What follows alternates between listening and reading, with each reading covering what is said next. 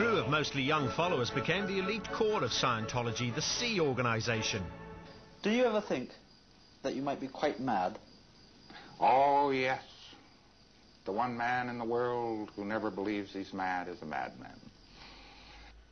Hubbard's organization fought back against bans and adverse publicity worldwide to become a multi-million-dollar empire controlling a myriad of interlocking companies. Hubbard left $650 million when he died in 1986. Scientology then passed to a new master, David Miscavige. For 5 months, Miscavige's private office was managed by Vaughan Young's wife, Stacy. His viciousness and his cruelty to staff was unlike anything I'd ever experienced in my life. He wanted me to carry out a lot of his vindictive orders. He just loved to degrade the staff. He got a kick out of it. He thought it was funny. Anybody who didn't think it was funny, like I didn't, was very suspect. Back in Poole, Ali agreed to complete a personality test at home for the Scientologists. This is their standard recruiting technique. She planned to drop it off at the centre and return the next day for her results, so she wasn't wearing her secret camera gear. But the Scientologists were determined she should wait. After more than an hour's wait, she was eventually ushered in to see Debbie, the registrar.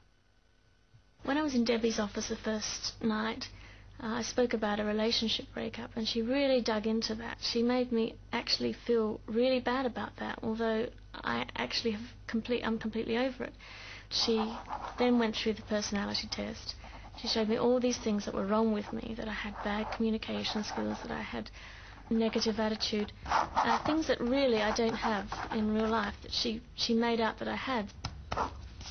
This grinding down of Ali's confidence went on for an hour, until Ali paid £40 for help that Debbie said she needed. Before Ali went undercover, Dr. Brian Tully, a leading consultant clinical and forensic psychologist, had already given her a properly validated personality test. Ready to go. I'd like you to start the test now, and I'll come back in about 35 minutes. Okay, thanks. Dr. Tully's findings were rather different to those of the Scientologists. As far as one can understand this form, they're more or less saying that she has some desirable qualities, but she has a whole range of undesirable and poor communication skills. Now, that's just not true. On a scientifically validated test, we find that actually she's a very warm person. She likes to get involved with people at a very early stage. She's emotionally stable. She's open to new experience and interests. Hello, Tully. Ali embarks on a communications course costing £50, designed to remedy her supposed lack of communication and relationship skills. These are a series of bizarre exercises. Her partner recites a series of numbers. When he moves on to letters, she must persuade him to go back to numbers.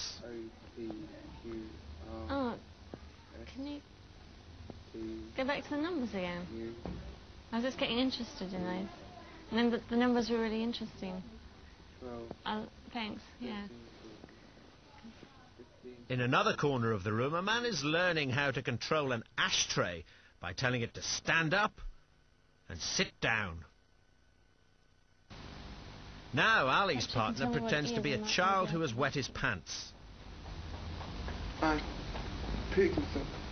Ali must respond appropriately. You don't have to be ashamed about that. Lots of kids do that when they first come to school. Yeah. What do I say? Just say the number. There are also several kids doing communication courses, presumably the children of staff and other members. 7... Actually, 7 should be... We've reconstructed another training routine from the notes Ali made immediately afterwards. She had to stare fixedly into someone's eyes for over an hour. She even found herself hallucinating. The staring routines were supposed to make you feel comfortable being with other people, just looking at them. The more you looked at someone, sometimes they changed shape, they grew scales, became like a lizard, or changed from negatives to positives.